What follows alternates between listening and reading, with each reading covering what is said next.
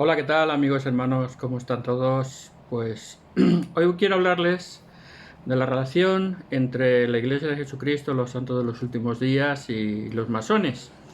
Es un tema que me pidió en un comentario un suscriptor de mi canal y he preparado un poquito para explicar un poquito cuál es la relación, porque hay muchos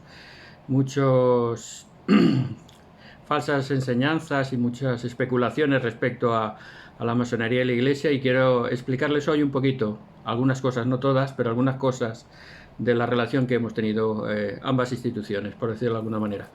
Primero quiero explicar un poco el origen y las creencias de los masones, porque esto es muy importante. A los masones siempre se les dice que es una sociedad secreta, que están conspirando, que hacen ritos satánicos, que controlan el mundo.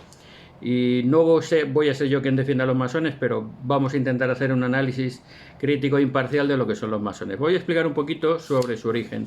La Wikipedia está bastante bien informada, aunque no sea profunda, pero veamos lo que dice la Wikipedia. La francmasonería o masonería es una institución de carácter iniciático, filantrópico, simbólico, filosófico, discreto, armónico, selectivo, jerárquico, internacional, humanista y con una estructura federal fundada en un sentimiento de fraternidad.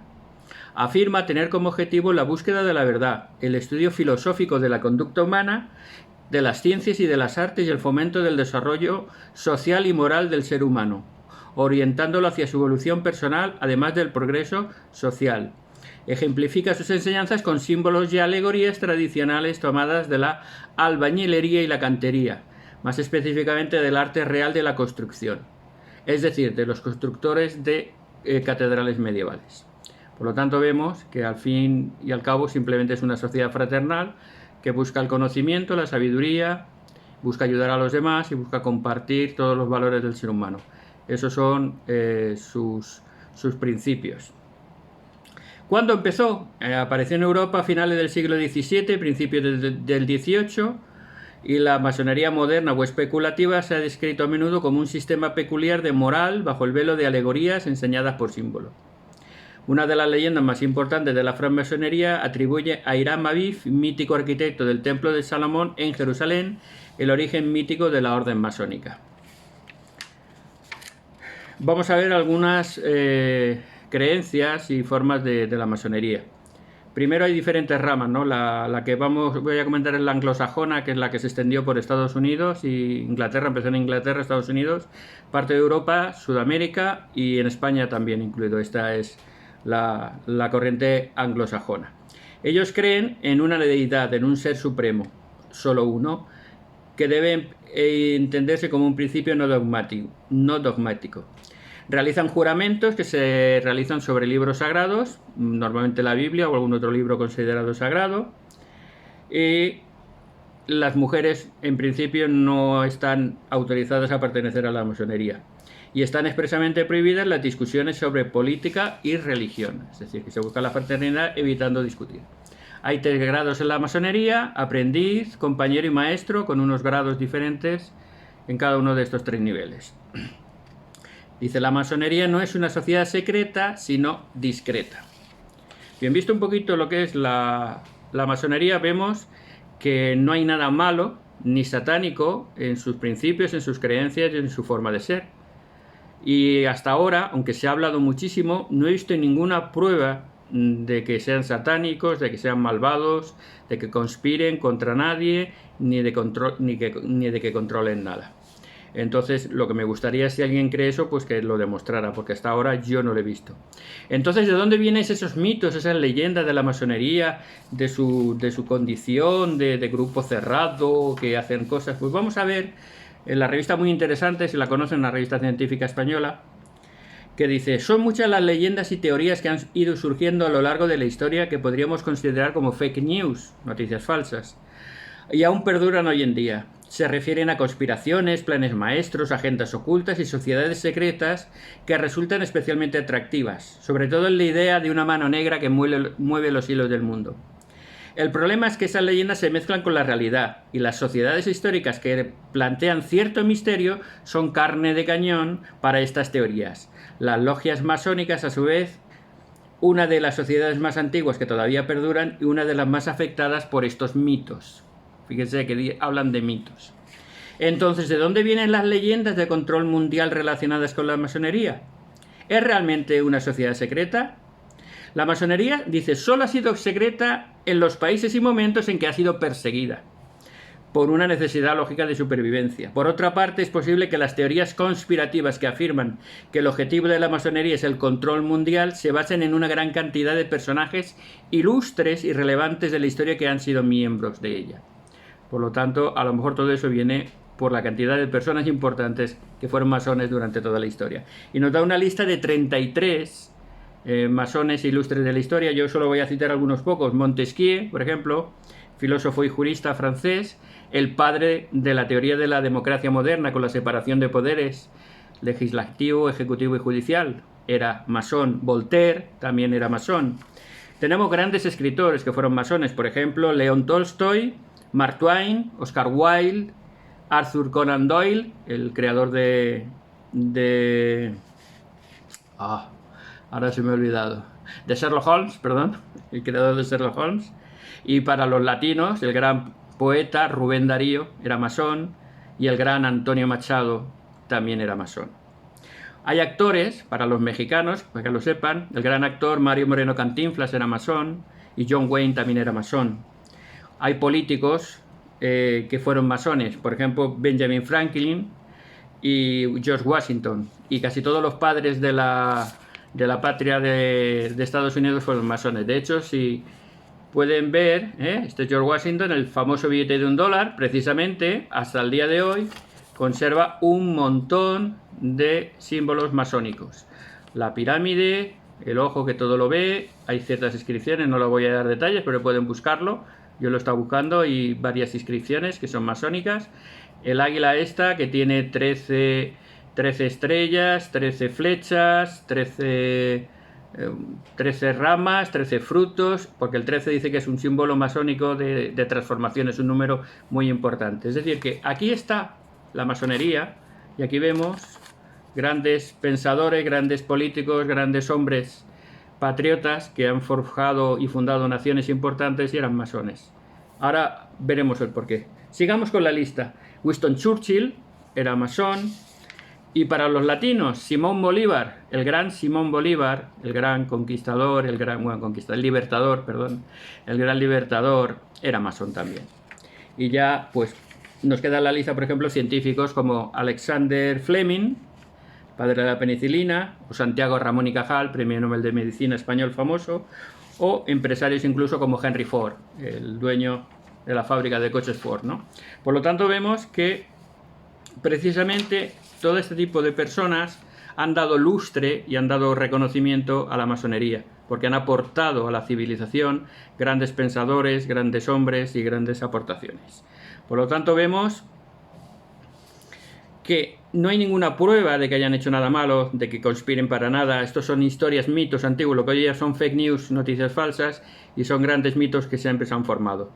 Tenemos que ver que no hay ninguna prueba. Entonces, ¿de dónde les viene la mala fama? ¿De dónde viene esta mala fama? Pues quizá para entenderlo mejor, vamos a ver quiénes son los antagonistas de los masones, para comprender de dónde viene la mala fama y por qué se ha extendido toda esta mala fama.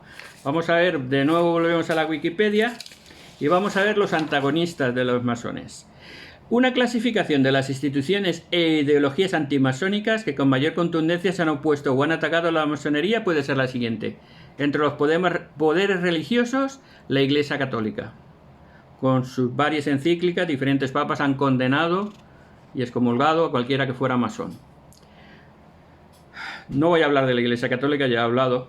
La Iglesia que se formó en el siglo IV de nuestra era, desde siempre ha intentado controlar el poder, controlar el conocimiento y controlar toda la autoridad. Entonces, la masonería, con gente ilustrada, con gente culta, con gente preparada, pues lógicamente era un antagonista bastante poderoso, que era el único que le podía hacer sombra, y por lo tanto la Iglesia Católica siempre ha hablado mal de los masones, siempre los ha descalificado.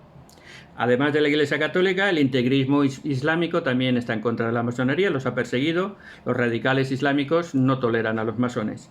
Y ya en grupos políticos o en gobiernos, las monarquías absolutistas perseguían a la masonería. El zar Alejandro I, los reyes españoles Felipe V, Fernando VI, Carlos III, combatieron y lucharon contra la masonería.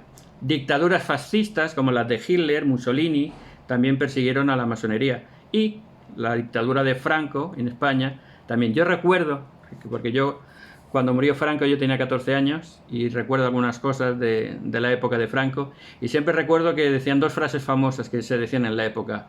Cuando pasaba algún desastre decía: ¿esto es culpa de los masones o de la pertinaz sequía?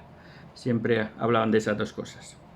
Y dictaduras socialistas como la Unión Soviética también eran enemigos de los masones. Entonces vemos que precisamente en esa lucha de poder de gente preparada, de gente ilustre, de gente que buscaba el conocimiento y la sabiduría, eran los únicos que podían combatir con estos poderes absolutos. Y en esa lucha de poderes se crean los mitos, se crean las conspiraciones y se crean todo lo que aparentemente tienen de malo los masones, que hasta ahora yo no he visto nada de malo. Son sociedades fraternales, discretas, que tienen sus rituales y sus cosas, y punto pelota para mí. No le veo ningún mal ni ninguna cosa mala. ¿Qué relación, y ahora llegamos al punto importante, qué relación tiene entonces la masonería con la Iglesia de Jesucristo? Y me gustaría que hicieran un ejercicio de imaginación. Piensen un poquito, imaginen, todos hemos visto películas del oeste, del salvaje oeste, ¿no? Todos hemos visto películas de vaqueros, ¿no? Piensen en los cowboys con las vacas, cuando llegan al salón, beben licor, se emborrachan, juegan a las cartas, están con las chicas que están bailando y haciendo otras cosas en las habitaciones, que ya saben. Es un ambiente de violencia, de tiros, de falta de cultura. Es una tierra sin ley, una tierra de frontera. Ahí, en esa zona, precisamente, es donde la iglesia se mudó. En el estado de Missouri predominaba todo este ambiente típico del oeste, del salvaje oeste, fuera de la ley. Y allí los santos se fueron refugiando buscando un sitio donde reunirse. Y en la década de 1830 fueron expulsados a la fuerza por populachos compuesto por este tipo de personas dos veces, en 1833 del sur del estado y en 1838 del norte del estado de Missouri, llegando a tener hasta una orden de exterminio, la cual el gobernador del estado de Missouri el 27 de octubre de 1838 proclamó que cualquier mormón que fuera encontrado debería ser expulsado del estado o asesinado, con lo cual era legal, fue legal, hasta que se revocaron la orden en 1976. Curioso que nunca se revocó hasta esa fecha que el gobernador de la época pidió perdón a los santos y revocó esa orden. Era legal asesinar a un santo de los últimos días en el estado de Missouri. Por lo tanto, los santos, huyendo de esa persecución, se refugiaron más al norte, en el estado de Illinois, en una pequeña ciudad llamada Commerce. Fundaron una ciudad con años de trabajo y sacrificio, hicieron una ciudad que llamaron Nauvoo, una ciudad hermosa, floreciente. ¿Y qué buscaron en aquella época? ¿Qué querían en aquella época? Querían vivir en paz, querían librarse de los populachos, de la incultura, de la violencia que les acosaba solamente por la intolerancia religiosa y muchas cuestiones políticas que quizás explique en otro vídeo, ¿no? Las causas por las cuales los santos fueron perseguidos, ¿no? Pues solamente por creer en Jesucristo e intentar vivir una vida cristiana. Y entonces, en ese momento de fundar Nauvoo, de estar en esa ciudad queriendo estar libres de persecuciones, entonces es cuando surge la relación entre la iglesia y la masonería. Podemos encontrarlo en la página de la iglesia, en temas de la historia de la iglesia, buscan masonería y lo van a encontrar. No hay nada escondido ni nada secreto. Y aquí nos cuenta la historia de la masonería en Nauvoo. En diciembre de 1841, 18 mormones masones organizaron una logia en Nauvoo. José Smith y 40 varones más solicitaron la admisión al día siguiente. El 15 de marzo de 1842, el gran maestro masón de Illinois, Abraham Jonas, otorgó una dispensa para organizar la logia de Nauvoo. Instaló a sus oficiales e inició a José Smith y a Sidney Rigdon en el grado de aprendiz. Al día siguiente, Jonas avanzó a José y a Sidney al grado de compañero y los elevó al grado de maestros masones. Las fuentes históricas no explican los motivos que tuvo José Smith para afiliarse a los francmasones. En muchas localidades de la joven nación estadounidense, los oficiales más importantes que se elegían eran también masones. Puede que José haya pensado que al unirse a ellos iba a ganar una red de aliados que le darían acceso a las esferas de influencia política y protección de la persecución. Luego de haber sido traicionado en Missouri por algunos de sus más cercanos compañeros en el ministerio, a José puede haberle interesado el énfasis de los masones en la confidencialidad y la lealtad. Probablemente los mormones masones deben haber alentado a José a inscribirse como miembro. De cualquier modo, José, al igual que todos los masones, debe haber declarado que su intención era unirse estrictamente para obtener conocimiento y ser útil a los demás. Muchos santos de los últimos días se afiliaron a la logia de Nabú, la que en corto tiempo pasó a ser la mayor del estado. Este rápido crecimiento hizo que muchos masones sospecharan que los mormones iban a dominar la organización en Illinois. Al principio, la Gran Logia del Estado mantuvo la dispensación otorgada a la Logia de Nabú, concediéndole tiempo para corregir irregularidades en la admisión de nuevos miembros, pero en octubre de 1843 retiró la licencia. Más tarde, cuando José y Hiram fueron asesinados en Carthage, en junio de 1844, los mormones masones se sintieron indignados y traicionados, ya que hubo testigos que notaron que había masones entre el populacho que los asesinó. Las tensiones entre los santos de los últimos días y los masones de Illinois y las zonas circunvecinas continuaron creciendo hasta que en octubre de 1844 la Gran Logia cortó todos los nexos con la Logia de Nabú y sus integrantes. No obstante, los masones de Nabú siguieron operando su logia de manera independiente hasta 1846. Cuando los santos abandonaron en masa el estado de Illinois, en 1846 cuando abandonaron el estado. Cuando los santos llegaron a Utah, no establecieron nuevas logias masónicas allí. De manera que vemos que, como yo he contado antes, el unirse a la masonería era una búsqueda de protección, era una búsqueda de reconocimiento y de conseguir el respeto de las únicas personas cultas, influyentes y educadas de la zona. En un ambiente de persecución, de salvaje oeste y de intolerancia, pues la masonería era quizá el único sitio donde podían encontrar gente como ellos, cultos, educados y que buscaban la paz, la fraternidad y la hermandad.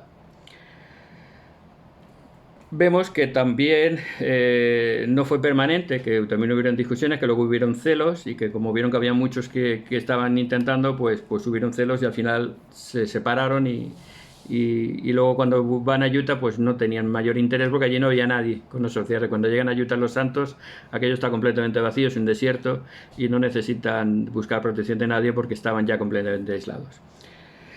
De hecho, y para terminar ya, una vez estuve viendo un vídeo en lo cual se entrevistaba a un masón español con referencia a diferentes credos religiosos, la relación de la masonería con diferentes credos religiosos, y él, sin venir a cuento, pero porque es algo histórico, como les estoy narrando, sin venir a cuento decía, sí, como les pasó a los mormones con José Smith, ¿no?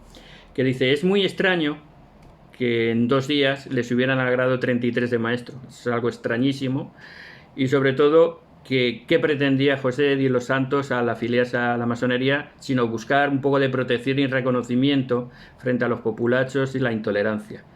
Entonces vemos que prácticamente fue un interés mutuo, tanto los masones de Illinois buscaban pues gente que venía del este, gente también culta, que podía aumentar su número y los santos buscaban gente que fueran, como hemos dicho, educadas y que les ayudaran a evitar las persecuciones. Por lo tanto, había un interés mutuo, lo que generó que los santos se unieran a la masonería durante un tiempo determinado, básicamente, y por un fin determinado.